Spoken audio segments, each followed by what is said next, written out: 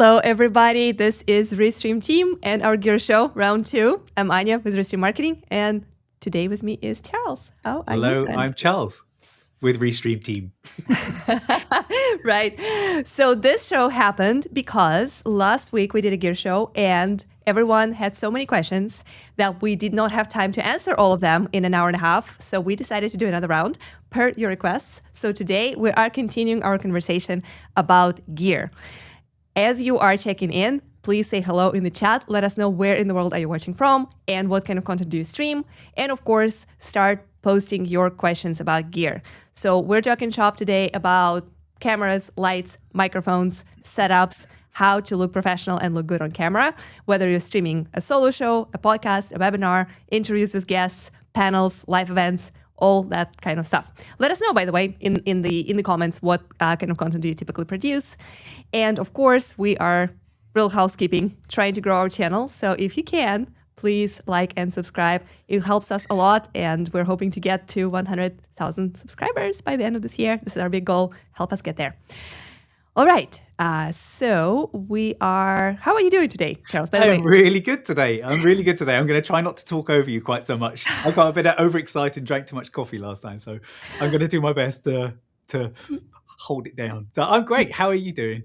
Good. No, I'm super excited. As the world is being taken over by the claw bots, and I already have my own little crazy bot helping me with some things and like surprising and terrifying me every single day since I got her set up.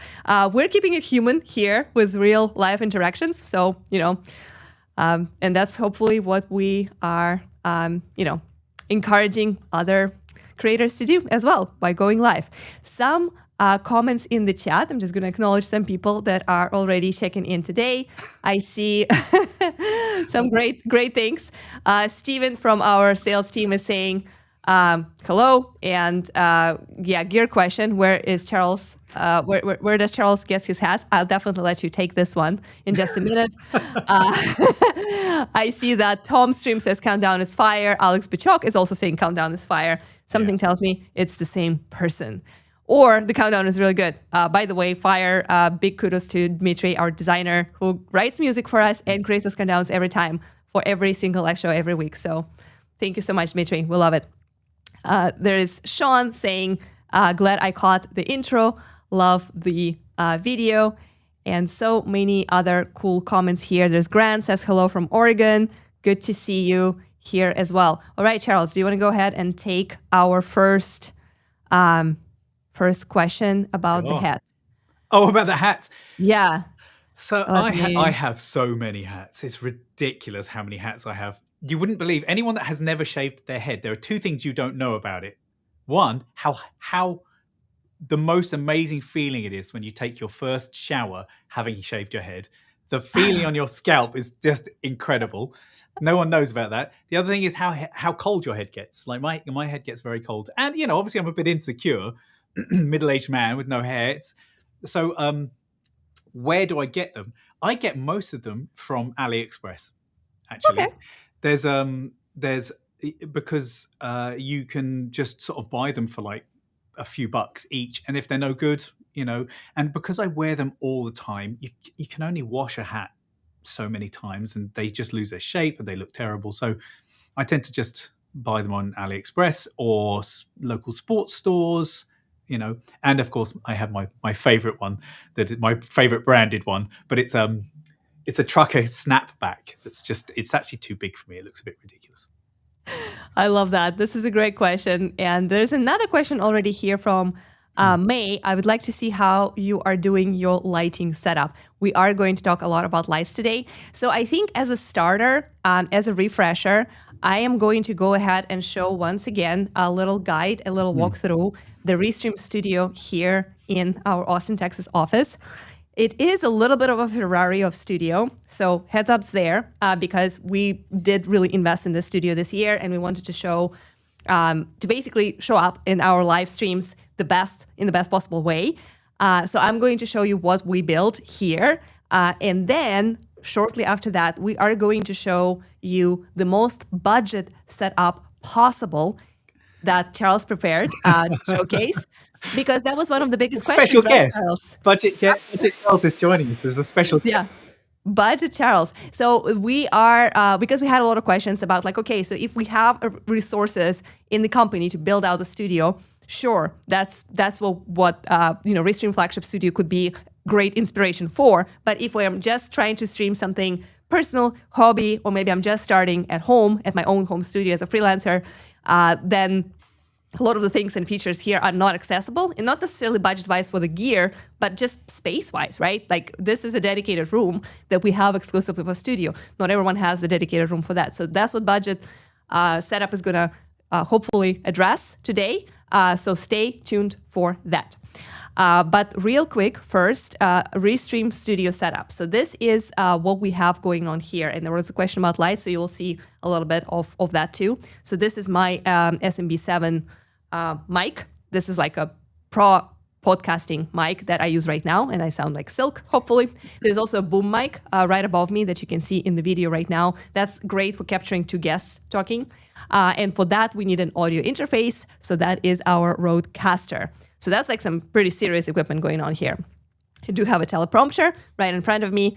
That helps me. I do not script myself, but that's actually connecting right into camera, and it helps people who are not trained to constantly look into camera to kind of like look at themselves, but also look, have this like eye contact. We do have this digital interface and cam link in order to trick my computer into thinking that DSLR camera that I have is a webcam. And then we have lights behind me. So there are a few lights on the ceiling. So there are actually 3 lights behind me. One is just like this little stand light, that looks like a lightsaber. Then there is a hair light that is like accenting me right here. And then there's another light that lights up my background. And that's actually off at this moment. I will actually show you because I love to showcase that. Sorry, Charles, I know you're next. No. I don't want to show my room, but I do have comments on what you're showing. But I also looked that thing that you've got there. I've actually looked into what that is. The lightsaber. No, not the lightsaber. Oh, what, in the background? Yeah. I've looked into everything that you have there, to be honest. Nice. No, the lighting switches that you have there, it's a remote. It's literally turning the power on and off remotely, yeah. right? Yeah, exactly. That's exactly what it is. So I do have it. Every time I enter the studio, I basically just press these 3 buttons. That's how it's set up for me. One of them turns on the camera and the key light. So I'm not going to turn this off because that's going to kill my video. But I do have some variations of my lighting, which I can play with. So the one that I have right now, and let me actually make sure. So this is all the lights on, right? Like that is my accent light, my hair light, and like all the light that is here on the background, and of course my key light. If I turn off that part, I kind of get this warmer, basically only my key light and only my accent lights. I really like this look, and that's why this is the one that I will stick with for the rest of the show. There's also an option to have the backlight, but no highlights, right? Like, so this is what's changing my accent lights and doesn't have my hair light. This is also an interesting look. It's a little bit more cool, less, warm. But also like very, very lit, and like really helps if I'm trying to show some things that I'm unboxing or having in my hands. I also do use LUTs. So we covered LUTs last time. We can actually we can bring that video again. If you guys are interested, let us know in the chat if you want to talk about LUTs again. But those are basically, think Instagram filters for your video camera. So they just create this kind of like little interesting surfaces or layers that allow you to look like more cozy, more warm, more cool, more dramatic, more sharp. I'm using dramatic blue. So that's always installed. That's constantly kind of like filtering my camera.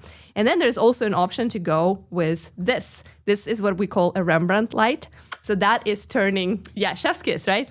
That is turning off all the lights except for key light and creates this really intimate, dark, interesting atmosphere. This is a really cool look. I personally love it. And the reason why it's called Rembrandt is because of this kind of like how your face is lit is very similar to Rembrandt paintings. So that is on my studio lighting. So I'm going to bring the normality back.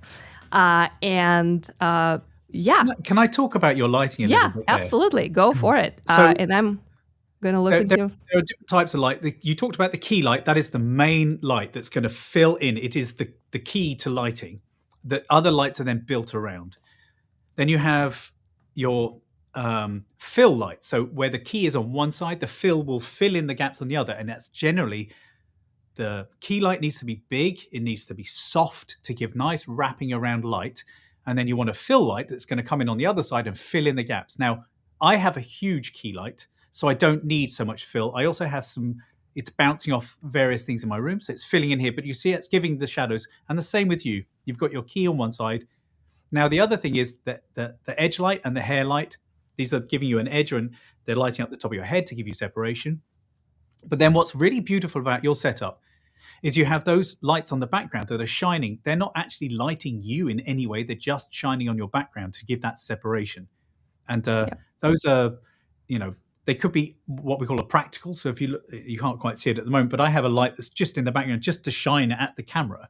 It doesn't do anything except look nice and gives that separation. But if you look at that light there, you've got a soft box with an egg crate on it. Those are quite important for helping direct light. They talk about painting with light, and this is what you're doing. You're painting a picture, and it was even called Rembrandt lighting. That's after that style of lighting that Rembrandt did in his paintings, which were very, very dark backgrounds. Yeah, absolutely.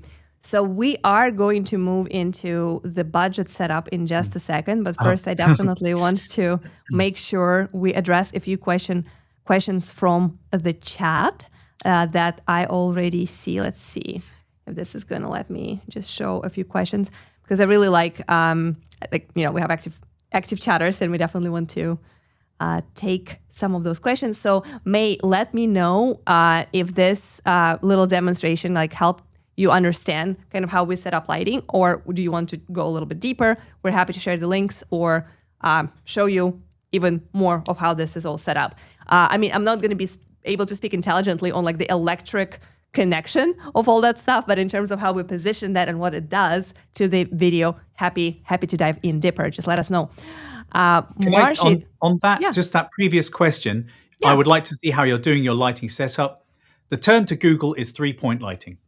Three-point lighting. Yeah, look at videos on 3-point lighting, and that will give you everything you need to know, and it's not complicated. Yeah, but it is an art form. That is an art form. Love it. I also see there is a question from Marsha. I guess that's a comment on your. I probably have you beat in the hat department. Shaved my head 4 years ago.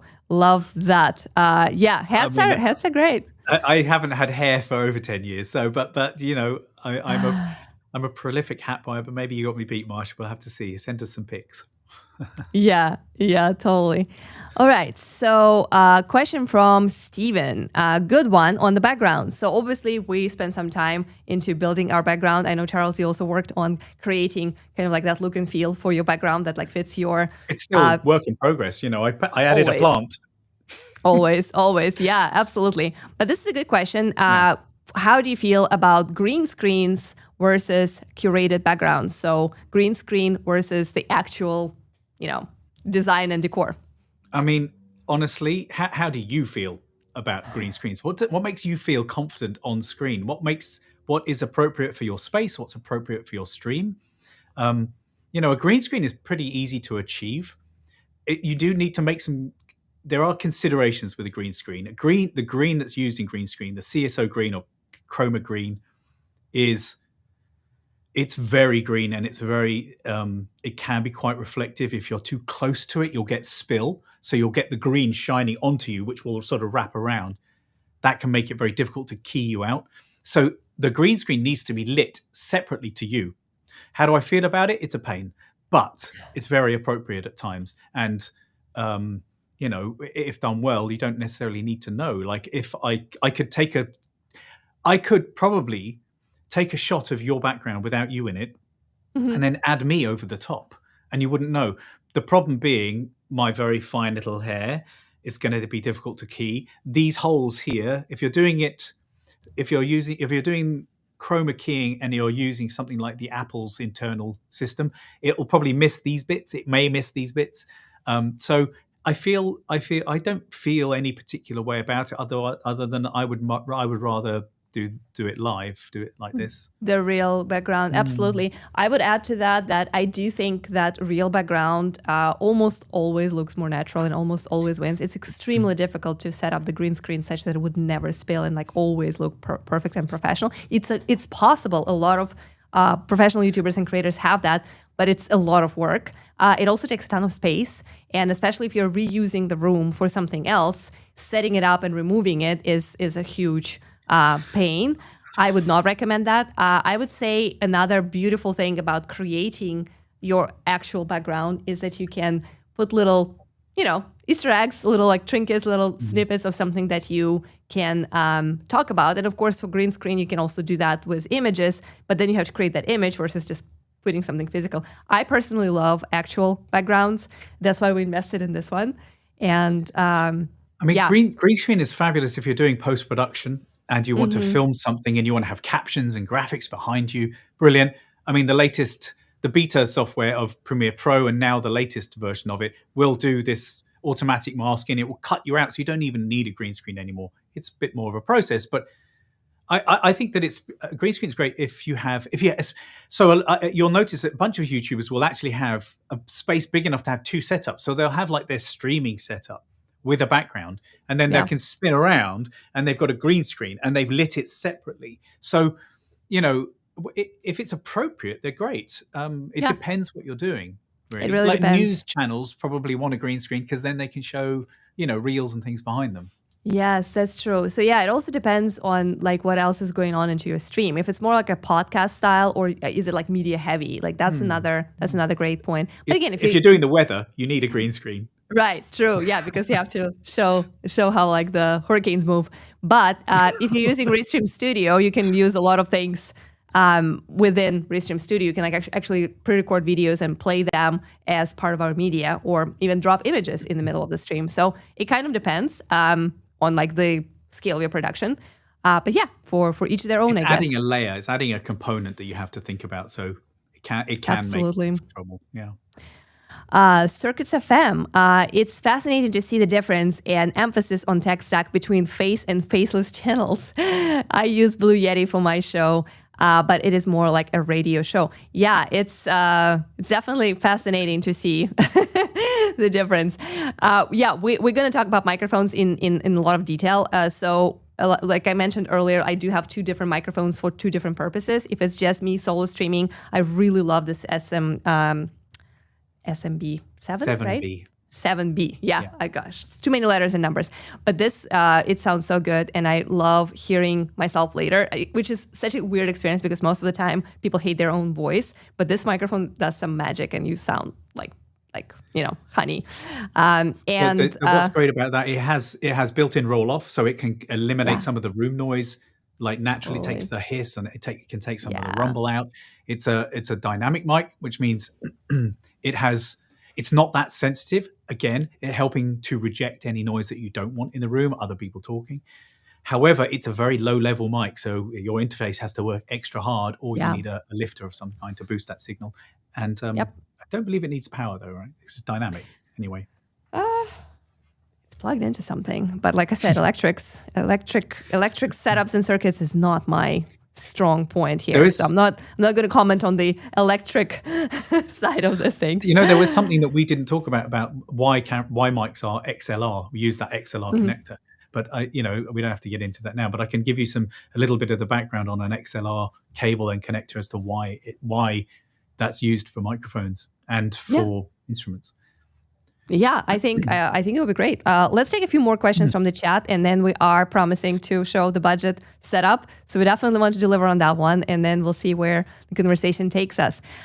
Once again, from Circuits FM, this is why I love Restream layouts and setups. My visuals are Restream visuals beside my music and music visuals. That's awesome. So basically, you're saying that you're using our built-in graphics and our built-in layouts. This is so good to hear. Thank you so much. If you want to request something in that realm of things, let us know. We have a really talented designer. He is creating a lot of good stuff for us, and we are planning to open up for our creators as we move. Not Phil Sledge. Hello. Welcome back. Welcome back. He's saying, is there a way to preset a scene when using multicams? Yes, there is. You can actually create scenes, and you can preset.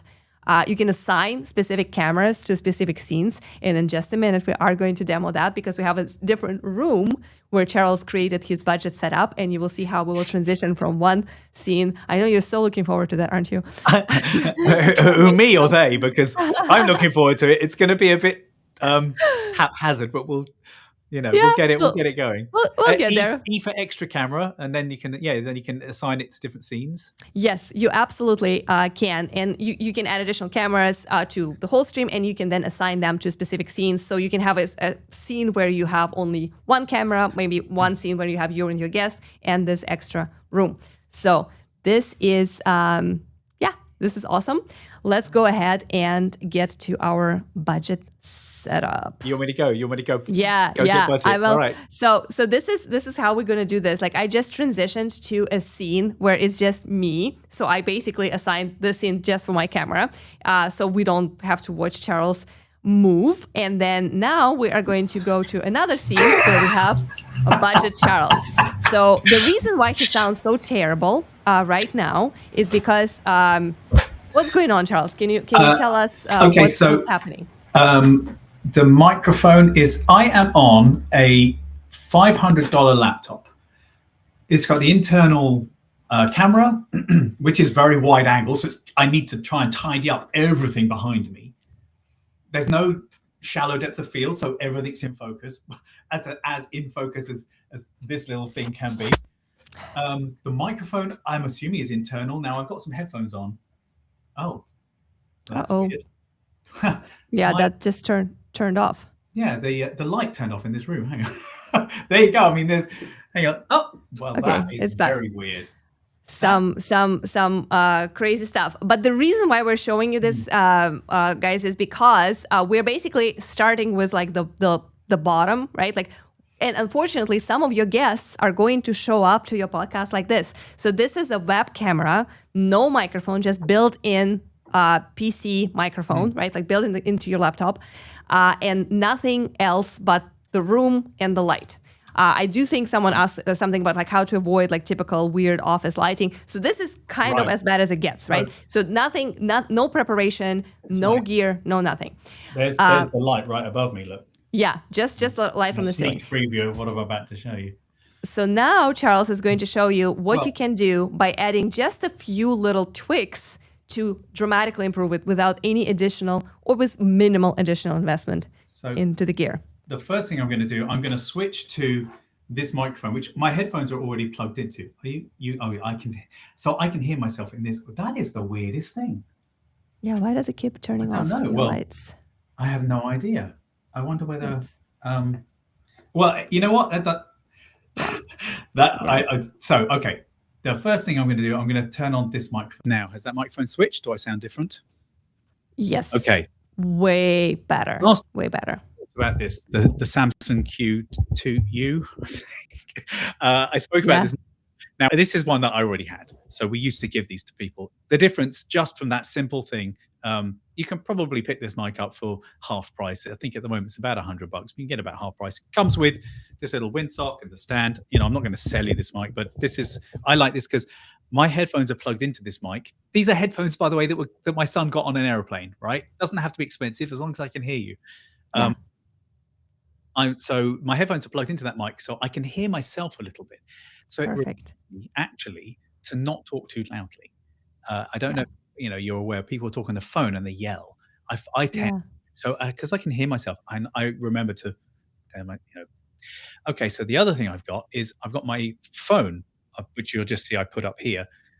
Okay, I'm going to let's get onto the lights first, because that light. Yeah. I'm going to go and turn that off and switch on the lights that I've set up in here. That is so strange that it's doing that. Sorry, 1 second. I turn this light on. Turn off that main light, and then I've got some over here. There we go. So I'm hoping that looks a little bit better. Put my headphones back in so I can hear you. Yes. So basically, you went from just the ceiling light in your room into that specific light that you'll show us later, just like a little fill light. It's 3 lights technically, so you can see there's a slight color there, and then I've got a light off here as a sort of key, and then I've kind of got a backlight as well. And you can see the backlight is lighting up that corner slightly. Now And the other thing let's get to the camera, because like I think the quality of camera is going to really dramatically, because it's even here we go. Right. So this is an iPhone. Oops. This is an this is an iPhone on going into a PC. Yeah. And you can still hear me. I'm getting because I'm moving stuff around. It's getting unhappy. No. So this is, let me get myself in the middle. This is an iPhone going into a PC. Now, the reason I'm able to use the iPhone on a PC is because I've just downloaded a piece of software called Camo, which if you look in the captions, I've got a URL for that. I've never used this before. I just literally was Googled, how do I do this? And this free software came up. So you'll see their logo is down here in the corner, look. Yeah. But if we change to this layout, you got it. To something like this. It's cut it off. Now, I'm not saying you I'm saying if you use this, you should pay for it. But there you go. Now, I feel like that looks and sounds better than it was before. Which side are you? Much better. Much better. And honestly, the most magical part of this is that, yes, you invested probably about $100 into that microphone, right? And you are using the phone that you already have. Yep. And then there's also the light that you'll let us know how much is that. But still, we are within a couple $100 budget, we are significantly improving compared to where we started, right? One thing I couldn't do was show you the treatment that I've done in this room. So I'm just going to get the camera and do it. So I got moving blankets and I've pinned them up. Those were $30 on your well-known, home shipping thing. And I've just hung them up just to try and deaden the sound slightly. I'm sure you can still hear it a bit.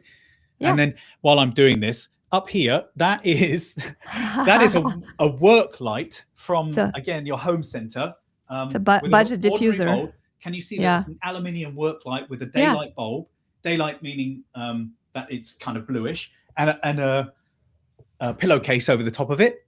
Another work light up there, and I've got 3 work lights with ordinary bulbs, and you can see that I've put on that one there. Sorry, that one there. There's actually I've just put a tissue over it just to soften it. And you've got to be careful with tissues because obviously they'll burn. And then in that light let's not recommend that kind of stuff. And that one there is I've got a gel, which is basically a piece of fire retardant plastic that is designed for lighting. And I bought that again online for just a couple of bucks. Those lights, those work lights, they're about $12 each, I think. Yeah. You can't dim them. Like a lot of the bulbs now, if you're going to, the reason I've covered them is to soften the light, but also you can't really dim these lights because then they will flicker on camera. And a lot of the cheaper bulbs, you literally can't dim. They just don't work. So that is my, that's the budget, Charles. So you can see this how budget this is, because if I was to do this regularly, I would probably set up this little desk tripod for my phone. Yeah, I would probably get one of those ones that hangs over the screen, because as it is, I'm sort of looking at you. I'm looking at the screen. Sorry, I got bitten by an avocado this morning. Nice. There you go. That's my so I think the key takeaway from this is how much better just those simple tricks as just get a budget but standalone, right, external microphone and switch from your web camera into your phone camera. And this is something that you can checklist with your guests every time, and always make sure to recommend this to them together with speed test and wearing headphones and just like being in a quiet and private space to do an interview with you. So this is what we wanted to show you. And this is pretty much very minimal investment. All right, back to. Can I just say that the reason I've put things over these lights so that they're softer, so that it's not too harsh. You see the shadow, how soft that shadow is. Yeah. If I didn't have that light would be too bright, B, it would be too harsh, which I believe Dimitri talked about that couple of weeks ago. Yeah, like the very when it's just like you look like you're being interrogated. Absolutely. All right, back All to right, normal, Budget Charles. All right, Yeah, see you in a bit. yeah, and I am going to highlight a few and see. Like I'm going to switch to another scene, and here is. What Phil was asking earlier, can you actually assign specific cameras? So obviously his setup in the Budget Charles version of events is different. So, and by simply switching a scene, I just transition into this camera. He is on his way, but he is going to be back here. I'm just going to go solo for a second and highlight some of your comments because I absolutely love them. Steven is saying that's an extreme lighting example. That's where we started. Yes, it is pretty extreme, but you'll be surprised how many people and guests, and even sometimes when you do case studies with customers, interviews, or even teammates that you want to do a live show with, occasionally show up with that exact basic lighting setup, which is not ideal. Becca is saying, Budget Charles, I know, I was laughing at that for so long. Like, I don't know how you come up with this stuff, but yeah. Budget Me? It was just It was Charles on a budget. Budget Charles, I don't know. Yeah. Comment from Steven here, the Budget Charles needs to pay his electric bill. This is true. I think that light bulb might be going. So it just shows that checklists are important. Testing things out is important. I tested that this morning, but I didn't. These things happen. So. Yeah, there's some other theories. Gremlins. I don't know if you have those, but this is definitely something that people assumed. Motion sensor light. I think that budget setup might be a little bit too budget for motion sensor. My current theory is that might be a dimmer switch on that light switch that I may have knocked the dimmer, and it's but. Yeah, absolutely. And of course, this is why live shows are fun. Exactly. Who could predict that Charles is going to be losing his light bulbs? Who could predict that Budget Charles would have problems? Yeah, with electricity bills. Nobody. Never.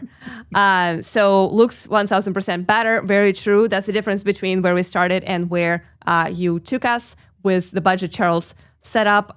Folks are saying this is so helpful. I'm so glad because we were thinking about how do we even do this little stunt, and it looks like it worked. So I'm very happy to hear that. And there's also comments from Steven that Budget Charles is a handyman Charles. Very true. Yeah, because you did some argumentations there that are they're kind of cool. I mean, I've always maintained that I am a jack of all trades, not a master of one. And and I think that that's an important skill to have in this particular line of work, is that you not only am I trying to be comfortable on camera addressing people, I also need to problem solve in a technical way. So, it's a good thing to be handy. And it's that also saves you a lot of money to do these things yourself. Like everything that you did. But there is a case to be said for getting a pro in. Look at your background. Look at the beautiful background you have compared to mine. You've got a specialist come in and give that beautiful background. Now I'm learning from that. I know I'm not ashamed. Did you? Oh, you.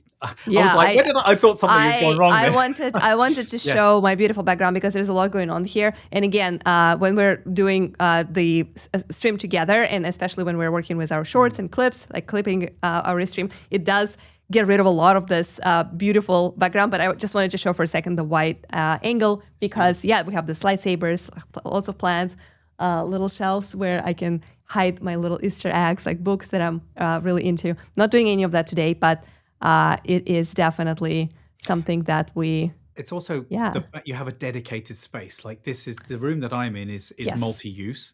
And so I'm sort of doing my best, but and you can just mount a light wherever you want. My lights are mounted in such a way that I can leave them set without them getting in the way. And in fact, I adjusted this light behind me. And then just as Budget Charles came in, I went to close the door and I've moved this light and I can't close my door.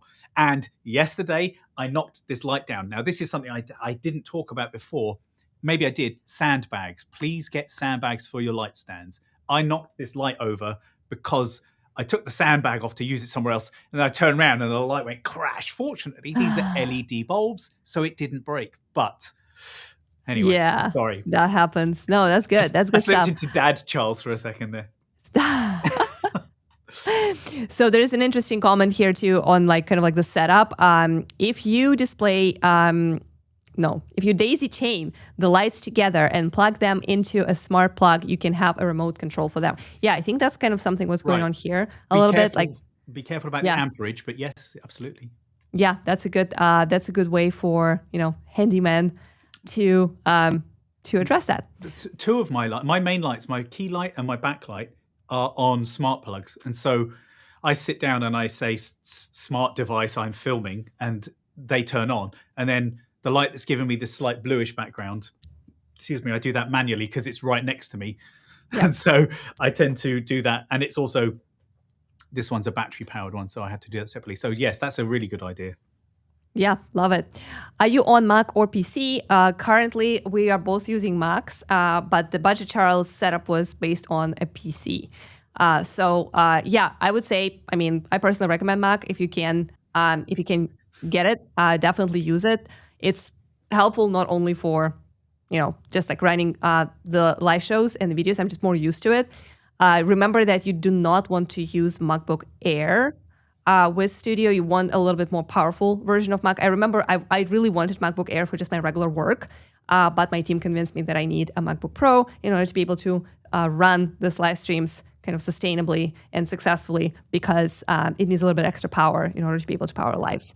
The same thing could be said about those Chrome books. Now, it does work. I looked into that, and it suggests if you're going to be doing live streaming on something like a MacBook Air or a Chromebook, then to use a Chrome-based, browser-based streaming platform like Restream, so that the computer doesn't have to do all of that processing of video files and video streams, which is pretty heavy. It does work, but the moment you start manipulating other videos in your stream, dragging in pictures, all of that good stuff, all of the stuff that you really want to be able to do. Yeah. So if it's just a chat like this, it's probably going to work. But if you want to do local recording, if you want to be dragging in, then you're putting more pressure on that computer. So obviously go for the best you can afford. And certainly Macs are coming, those like Mac minis, you can get external storage, and then it becomes actually a pretty viable option. Yeah, it just depends on like how heavy, media heavy, and how many guests, how like powerful, like how like high resolution your camera is. So all of those things are something to take into consideration. Like this camera that we're using right now, it's at least the one that I have, is recording in 4K, and we are actually doing local recording on this stream in 4K, so we can repurpose it into really slick and cool clips and kind of like cut down like a little best of the episode. So if you're running this kind of like powerful gear, then of course your computer should be able to handle that. But yeah, Restream Studio is definitely taking a lot of that work off of your machine and takes it into cloud. So something to consider. If you are streaming with OBS, then of course the machine needs to be a little bit stronger. But yeah.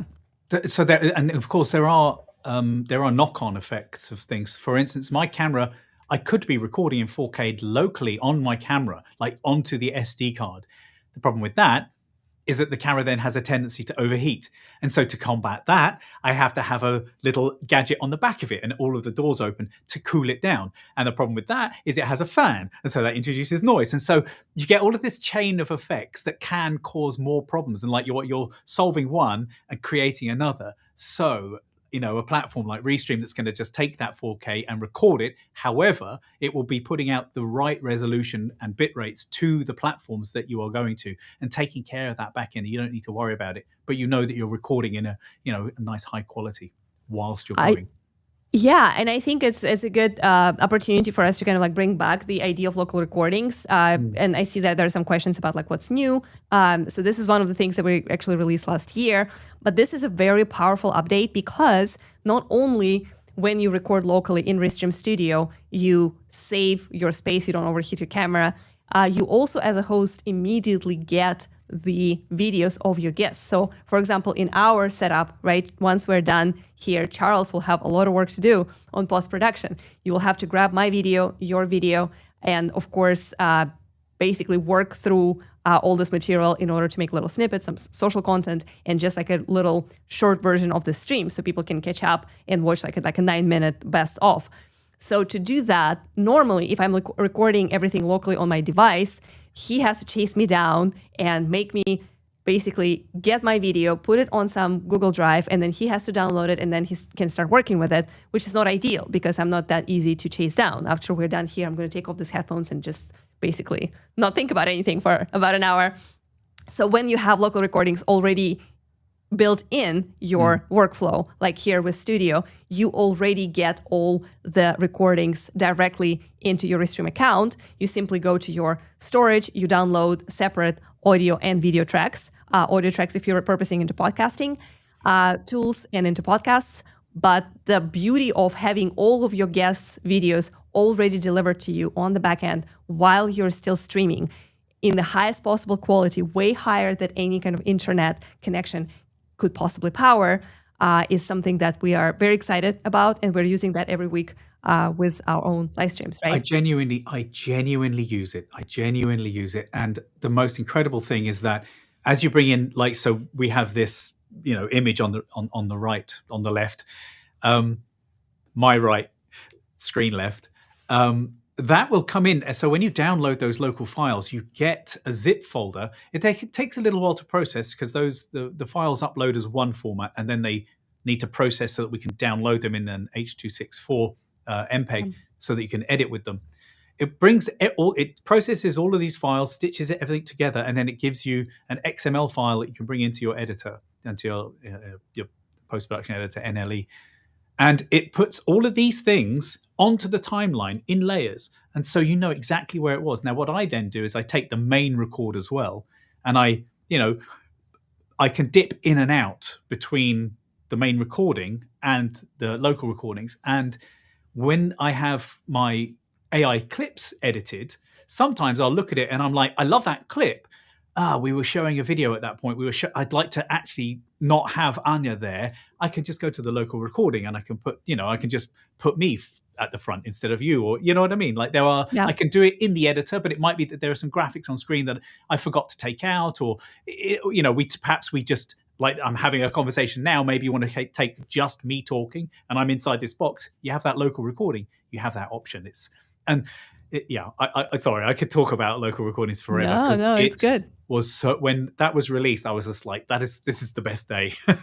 Yeah, I know. It's awesome. I came from post-production, so it's really important to me. It's super handy, it's super helpful for me. Not chasing guests and just like having their recordings there, because I do a lot of case studies and interviews. Oh my God, like this alone, like there have been so many times when I had to spend days and days and days to just like convince people to give me the videos that I needed when we were still recording like in QuickTime players and stuff like that. So this is definitely much better. And of course, if they leave too soon, you get an email saying, can you get them to come back? And they get an email saying, come back. They click on that and it just resumes the upload. I mean, this is so well thought through. It really is. Exactly. So check it out if you haven't done local recordings yet, or AI clips. Our automatic clipping and highlighting of your shows, which can happen from live streams or any videos that you recorded earlier and simply upload. You can also clip that. So check that out. Rick likes the lightsabers. I want to talk about that. Can I talk about that just for a very small second? Sure. They're beautiful, but you have to be real careful with a light tube like that, because nowadays they're not, they're LED, and so they could introduce flicker. Now, you may not notice that initially, but sometimes if you're recording in slow-mo, or you're recording at unusual frame rate, or you're maybe doing a time lapse, you might get this banding coming across the screen. So in order to make sure that isn't flickering, you might have to go into some deep settings on your camera and change things like the frame rates and to make sure that it doesn't flicker. Cheap LEDs will have any flickering here. Yeah, no, you shouldn't. I've had a discussion about that. Because each individual, a professional, if that's just those tubes are hundreds of dollars each.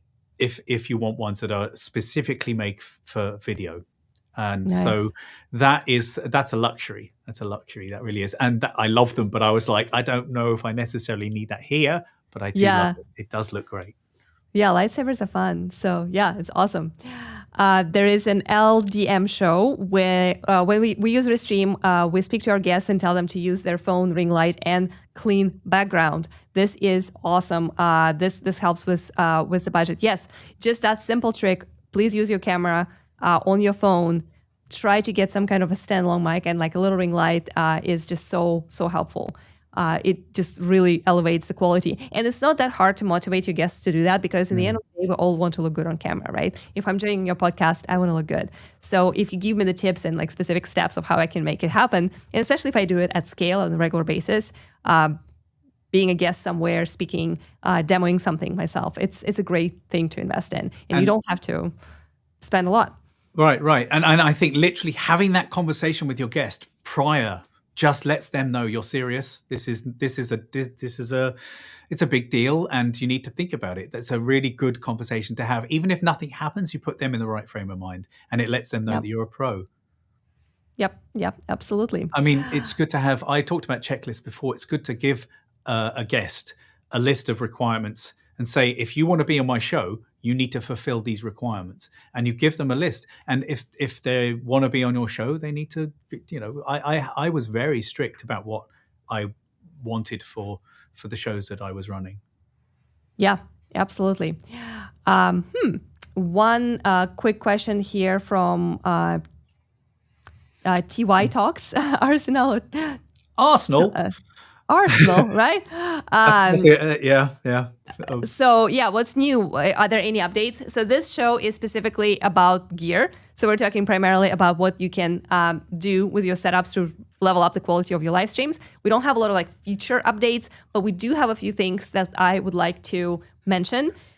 So we reminded, did a little refresher on local recordings, which is a great way to get super high quality recordings from your streams when you're using Restream Studio. Another thing that I wanted to actually highlight, and I'm going to go back to one of the scenes that we had in the beginning, and that is our chat overlay right here.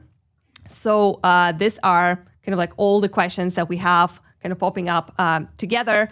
So this chat overlay is going to get a little rebranding. It's going to look much better. It's going to be resizable, and it's going to look, there will be a lot of customization options in terms of fonts and looks of the chat. So that is coming very soon. Studio team is super excited about that. And we are going to, of course, do a separate live stream on all the coolest updates with Studio, but that's something that we are happy to tease today. That's coming soon.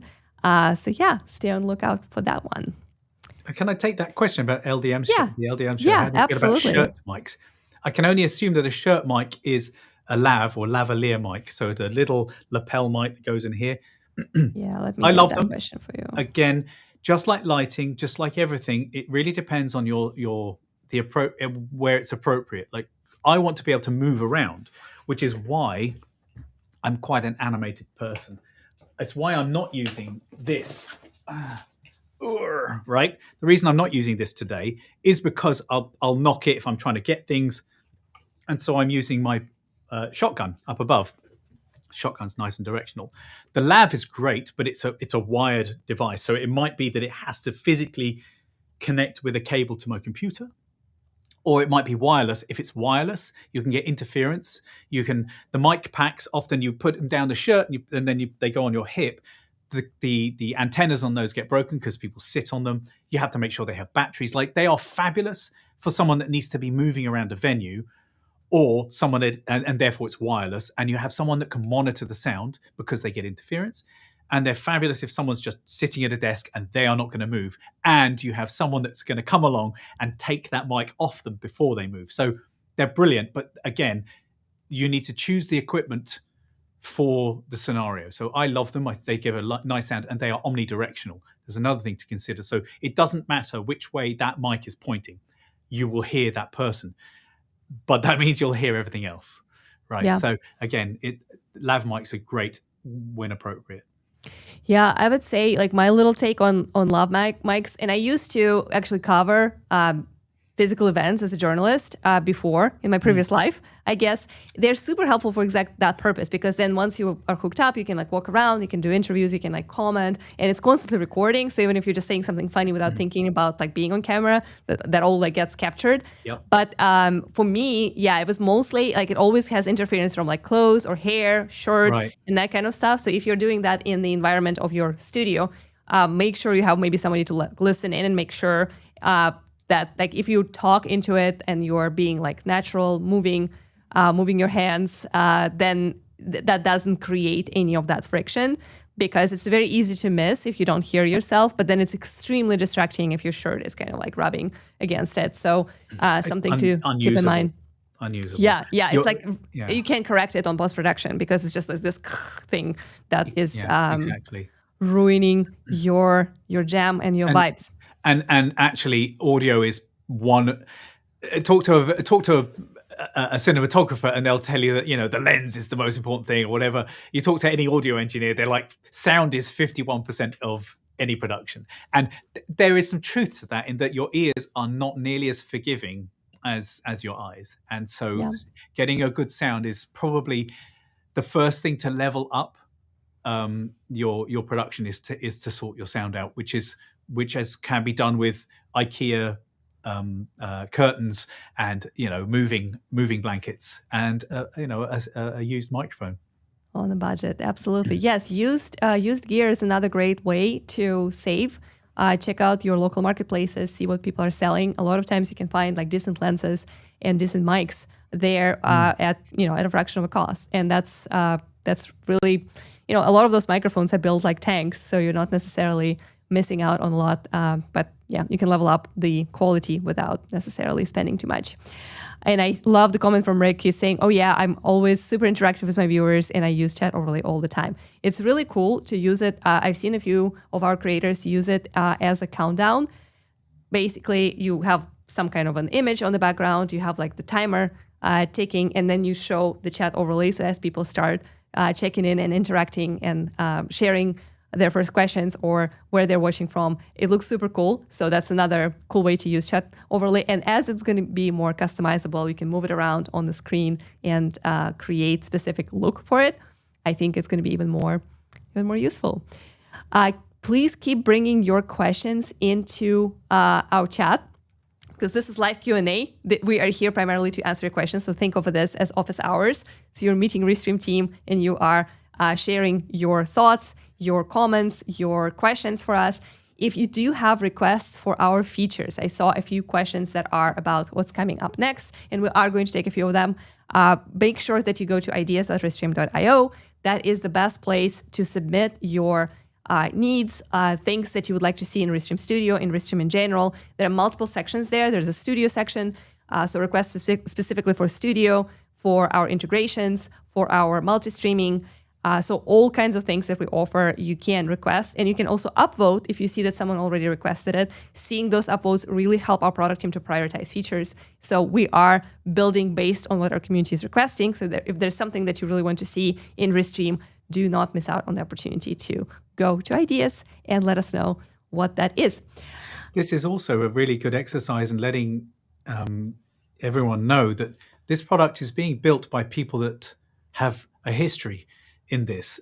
We're not just tech founders that have just decided to do a thing. This is a circle of people that actually are live streamers, know about production. They are building a product that they want to use, and that works. That's, you know, hopefully we're sort of showing our pedigree here and our understanding. And if you think that something's missing, let us know, and we might be able to say, well, here's why you don't need it, or here's an alternative, or, you know. Yeah, no, that's good stuff. And this is another question about actually one of those great examples of something that is not here yet. Are we planning to create our own Android app? Any plans? Requests for live streaming app are coming quite often. And yeah, every year we get these questions. We completely understand that it would be very helpful to just have the power of Restream Studio in your pocket. It is, however, a not very trivial task technically to do, right? Like we covered how smaller computers like Chromebooks or MacBooks Mini are not necessarily the most powerful and the most reliable tools to power live, real-time, high-quality video, especially from multiple cameras with multiple guests and maybe other additional materials like videos and images. So imagine taking that down to even smaller device like this phone is going to be it's a very challenging and not trivial task. So we are currently thinking about ways how to bring Restream on mobile in a more kind of sophisticated and easy way, primarily basically stripping down a lot of the studio features and creating kind of like a lighter version of it. I would believe that that would be very helpful for guests. Like, for example, if you have a guest who is joining from mobile kind of on the way, or maybe someone who is like reporting from the fields, that is something that we're definitely thinking about and looking into. As far as a dedicated app that would power the whole thing for hosts, not something that we're trying to focus right now at this moment, because, like I said, first, it's not very easy to achieve, and you will be struggling with reliability because of the just the nature of smaller devices, especially like being dependent on Wi-Fi's and kind of like internet connection, which is also a big factor in live streaming. I always like to say that there's very little room for bad internet in the world of live streaming. So, and it's also very little room for a small, not very powerful device that has limited like battery, limited processing power to truly deliver a good live streaming experience for you as a host, for your guests, if they're joining you for interviews, and for your viewers. But yeah, it's a great question. Something that you still can add and upvote on our ideas at Restream.io, because we do, I believe, have something about apps on both iPhones and Androids in there. So yeah, definitely check it out. All right. There's also so many different devices. How do developers make these things work? I don't. Yeah, no, that's awesome. I see another question here. This is beautiful. So Rastaman from X is saying, Restream gave me more freedom as other streaming platform. Is there any way to make the basic tier 3 platforms instead of 2? I think it would bring tremendous engagement, which will lead to paying to the more expensive tiers. So yes, Restream currently allows you to stream for free to 2 platforms, so you don't have to pay for that. If you want to multi-stream to 3 platforms or more, yes, you do need to upgrade. The reason, basically the rationale behind this is the cost for us. Basically, Restream takes your feed and in the exact same quality as you send it to us, we rebroadcast it to multiple different channels, right? So there are servers, there are infrastructural costs related to that. And for us to continue innovating and to be able to bring the service to most of our creators, we have to keep it sustainable, right? So that's the reason why certain features are requiring you to upgrade and to pay. However, if you're just looking for 3 platforms instead of 2 and you're creating content on a regular basis, we definitely would encourage you to reach out to our support team and maybe connect with us. We are looking for people who are interested in creating content for us. We have affiliate and referral programs that are built in, and some of those are coming with additional upgrades for Restream plans if you're interested in creating some content for us. So specifically in your case, if you're creating on a regular basis and using Restream and know our product and offering and would like to collaborate with us, let us know. We can see what we can do. But in general, this is the rationale. So there are very few streaming tools out there that allow you browser-based multi-streaming for free. And the reason is because it does cost a little bit for us in order to be able to power that. So that's kind of the reason. Awesome. There are some questions about, so there's a point about overlay, using Restream for nearly 10 years, and we enjoy the overlay. Yes, the overlays are really cool. And this new design for the chats is called Air. It's a new theme that does have like this kind of like airy, transparent background for chats, comments, and captions. And I'm really digging that too. And thank you for being with us for 10 years. That's big. That's awesome. Yeah, that really is. There are different types of overlay. There's the chat overlay, but there's also this overlay. Yeah. Like and subscribe, please. Yeah, absolutely. Yeah, don't forget to do that.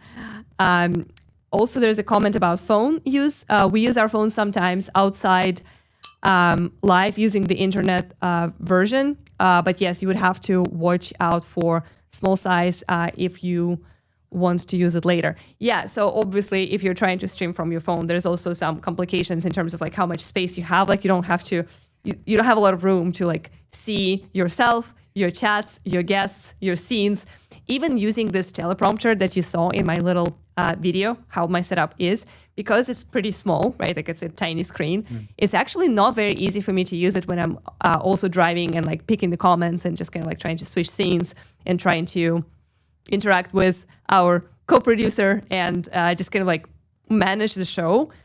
Because the smaller the screen is, like the less you can see, the harder it is to read the comments, the harder it is to see the use different tools within Studio. And of course, this teleprompter is a lot bigger than most of our phones, so that's another great thing to consider. I love it.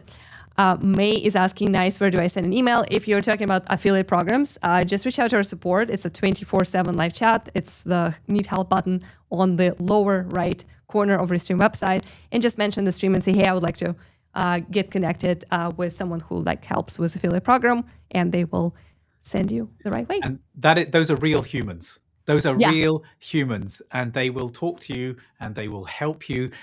Those guys are incredible. They are, and I mean, I ask them help.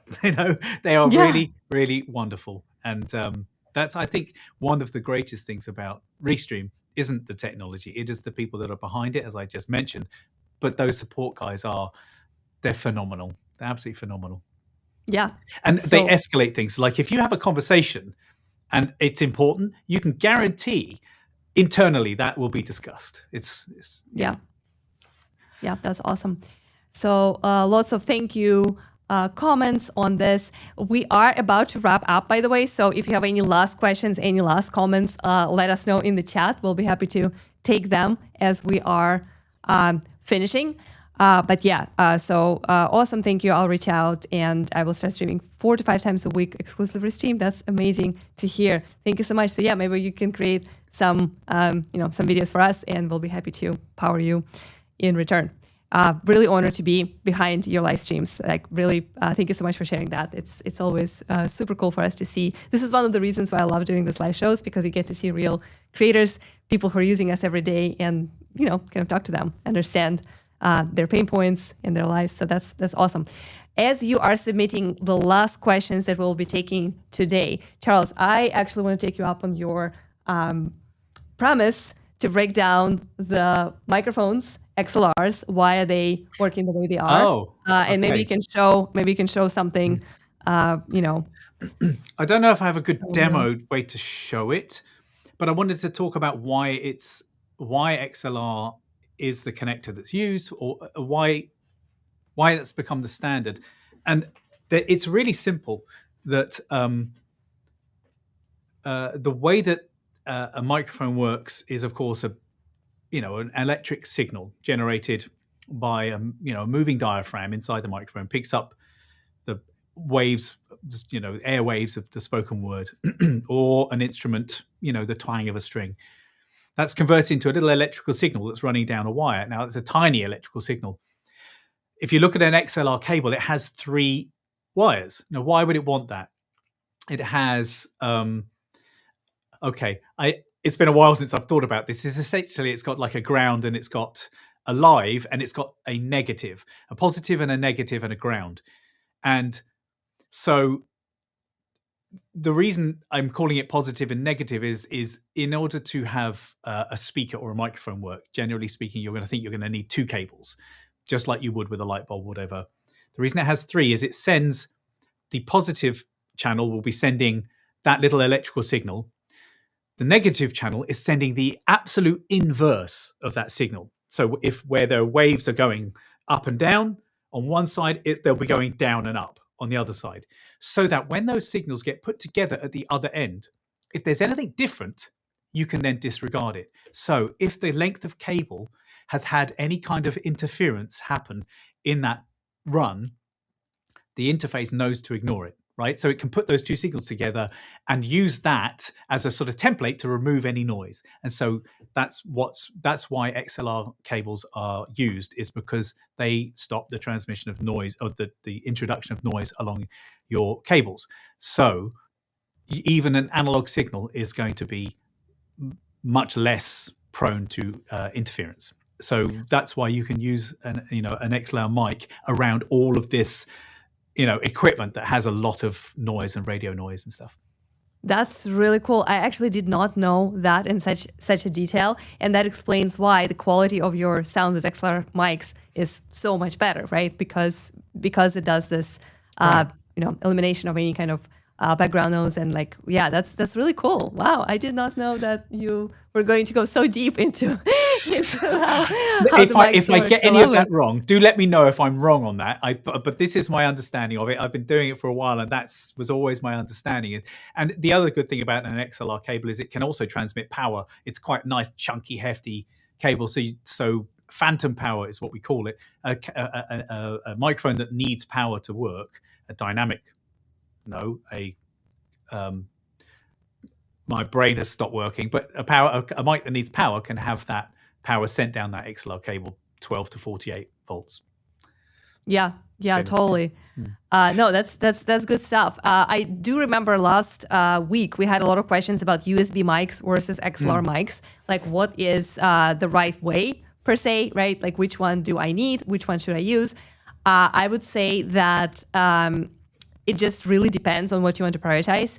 USB mics are great for ease of use, right? Like, if you don't want to figure out like audio interfaces, how to connect that, how to set it up. There are a lot of little knobs and settings on those audio interfaces. And if you don't want to really dive in deeply into understanding what's the gain, like what's the noise cancellation level, like how many microphones do you want to plug into your interface, right? Like what is basically how much of the noise of the room is going to pick up? Like, so all of those things are pretty delicate with those XLRs, and especially the more advanced the microphone, the more kind of like knobs and things you have there. But the quality of sound, if your priority is quality, the XLR is definitely the way to go. If your priority is ease of use, plug and play, maybe like you were sharing last week, something that you would send to your guests just to make sure that their audio is like minimum good, right? Then the USB mic is definitely a great option. So that's kind of like my take on USB versus XLR, since we're on the microphone topic. But yeah, if you want to add something, Charles, go for it. So I think it also boils down to what you're asking your computer to do. And so if you're plugging in a whole bunch of different, if you need more than one microphone and you're plugging in several USB microphones, it's going to be tough. You're going to be plugging in a hub, and so you're putting more processing on the computer. I think, generally speaking, a USB mic, it might well be sort of a Swiss Army knife. It might have a whole bunch of different things, but not do any of them particularly well. There are the SM7B has a USB version. So that mic actually there's a version that has a little light on it. I can't remember. Maybe it's a SM7DB, maybe, and it's digital. Many people love that. They like it. It works for them, and I think it can do both XLR, analog XLR, and it has that digital interface on it. I have heard people saying that they don't like it. It really, these things are a matter of preference and convenience and what's appropriate for what it is you're doing. And I think the thing to do is to work out what you need to do and what you will be doing in the future, and then make those priorities, and then do your research based on those priorities. And, don't just go to one source. Don't just go to Google or ChatGPT. Watch videos, get opinions, work out, sift through, and, do some research on this subject to find out what's right for you. I have opinions on cameras, like which camera you should use. I have opinions on all sorts of stuff, but that's all based on a list of priorities. Yeah, and the job to do, right? Like your use case, because if you're doing interview, it's one story. If your job is to stream a big in-person event, that's a completely different set of equipment. So then you're not going to have a USB mic in an event. Yeah, no USB mics. Because how are you going to run that cable? Or if it's wireless, is it Bluetooth? That's going to work. But if you are doing an event, where's that microphone? Here you go. A cheap mic like this, you can run an XLR cable 50 meters, 100 meters. And because it's got big chunky wires and 48 volts running down it, it's going to have that signal. It's going to be great. It's going to be perfect. So that's awesome. But then, it's down to use case. Yeah. Yeah. So there is a question, actually. First, I just want to make sure I want to take this comment. Like X exploded. I see a bunch of comments from X coming in. So there is Doob. He's saying we need to get this crystal clear on live. I guess as you and I, Charles, are right now. It looks so clear. It doesn't look live. But since I just took your comment, it is live. So now you know. You know. There's like interacting with your audience is as important, and demonstrating what you're doing is as important as any of the technology. Yeah, absolutely. And Jeremy here, also from X. I don't know why X exploded. Like maybe someone shared our stream. Let us know, like how. Keep commenting, I guess. This is really cool to hear and see. So Jeremy is asking, I want to record my acoustic practice session. That is actually a good question because I've seen that before. What is the best, I guess, audio setup for if you're recording, basically you're playing musical instruments and you're recording or live streaming that through studio? What's your audio, what's your best audio setup? What would you say, Charles, since we just dissected some mics. So yeah. You know how I spoke about excuse me. I spoke about how lighting is an art form. Yeah. Miking up instruments is also a deep art form. Something like that SM7B would be perfect for a drum. It would probably work very well for an acoustic guitar. I would put that then into a USB-enabled mixer. Mackie and Yamaha make some pretty cost-effective mixers, audio mixers, which have a USB out, and so they work just like an interface, and you can just plug all of your microphones in there. Then you can have your headphones plugged into that desk, and so you can then live mix, you can hot mix. I personally like to use the mixers that have faders that you open and close by sliding rather than twisting. Good thing about that also, they will probably have something like built-in compression, and so you can tweak your sound to get your voice, your vocals into that mix nicely. The one thing you're going to find difficult is isolating those audio signals in your stream. So you would be, if you need to do post-production on something like music, you would probably be better off thinking about a desk that can record each leg, each individual stem, each mic internally, or pass it through a DAW like Audition or Pro Tools, and that DAW, digital audio workstation, that DAW will record each track, and then you can have the output of that going as your live feed. You know, an NDI.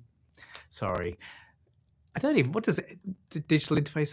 Anyway, you know, you can have that pass through into the Restream Studio as a source. There you go. SM7B and USB audio mixer. This is what I'm saying. This is yeah.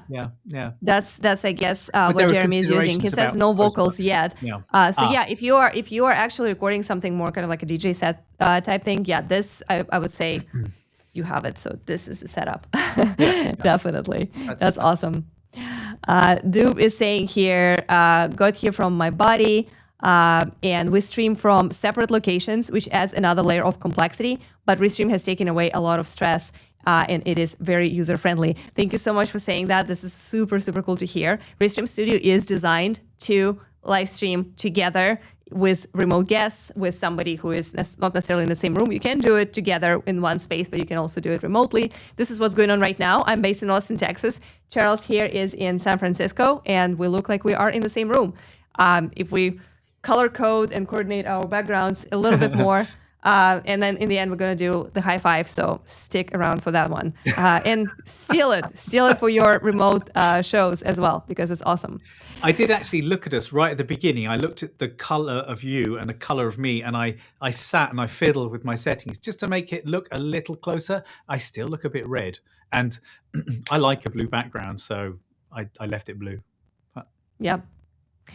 I think there's going to be one last question we're going to take today, and that is going to be this guy right here. Oh, not sure what's happening. Here we go. Sorry, I guess I multi-clicked. This is probably a really dumb question. No such thing. Not on live stream Q&A with Restream team. No question is ever dumb.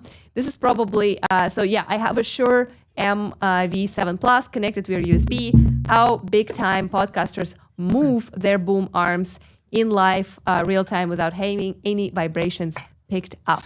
That's right down your alley, Charles. You know, it boils down to the the quality of your equipment to a certain degree. I think you're going to find that if you've gone onto that certain rainforest.com and whatever your online shopping store, and you've bought an affordable microphone stand, they might have the springs in them, and you have to tighten it to a certain degree and it's more like an angle poised lamp than it is a microphone stand.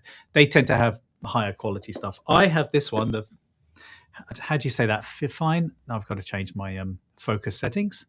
But this is what I have. You'll look and see that I was watching the Conan O'Brien's podcast. They have these same low profile mic stands. It boils down to, I think, the quality of stand. Actually, I think that, and making sure that things are solid. Make sure your desk is solid. Play with it. Actually, record yourself moving it and find out what is causing the problem. My chair squeaked the other day, and I found some grease, and I squirted grease on my chair, and it doesn't squeak. I wouldn't advise people have a chair that spins, because you tend to sit and do this. Very unprofessional. I think that's all I can say, really, is it's down to what you can afford and quality of the equipment, and take some advice on ones that might work for you. And again, these things are available secondhand. Elgato make one. I think yours is Elgato, right? The microphone stand, the arm that you got. The arm, that's got the one on your 7B, the mic that's here. This guy, yeah.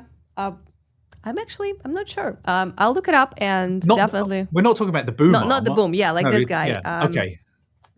I haven't misunderstood. It doesn't is it not stuck to the desk? No, not at all. Yeah, it's very movable. Oh, that's cool. And I love it. And I love it this way because then I can kind of like move it around depending on my frame. So that's definitely something. And mine's attached to the desk. I quite like that. Yeah, well. It's awesome. Does that answer the question?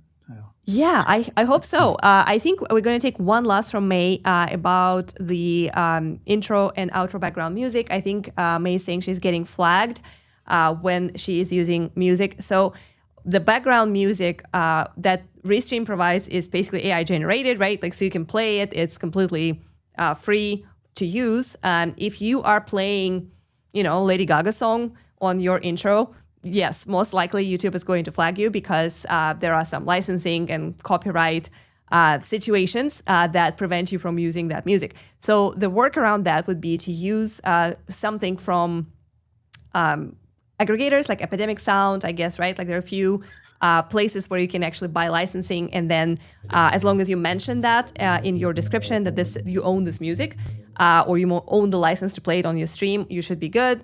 If you have a chance to collaborate with some talented musicians and creators, we're extremely lucky to have Dmitry, our designer, to create tunes and songs for our countdowns, basically electronic, like DJ stuff. So we have basically unique stuff created specifically for us. If you have a chance to collaborate with somebody, that's another cool way to do it. Otherwise, it's just going to be one of those aggregators that we would recommend. Because yes, if you're using popular songs in your intros and outros, unfortunately, it is very, very common for end platforms to flag it. This is not something that Restream does. We do not necessarily enforce any kind of like censorship or any kind of copyright rules, but end platforms do. So we do recommend making sure that you comply with their terms and conditions. And like those aggregator platforms are probably your best bet. Awesome. I don't want to weigh in on that. I'm not a lawyer. That's such a tricky one, and people copyright striking. It's difficult. Certainly, if you're uploading anything, make sure you attribute where that music came from, so that you don't get strikes. Even Epidemic will give you a copyright strike if you haven't attributed the music to them on something that you've uploaded. Yeah, absolutely. But it is a very common issue for creators in general. So yeah, that's something that hopefully as industry, live video, live streaming, social video, we will tackle one day, because I do think that people should be able to play great songs if they're willing to give credit and if they're willing to help the creators monetize. So it just needs to be more streamlined. Right now it's a little bit complex, and yeah, you have to think about a lot of things.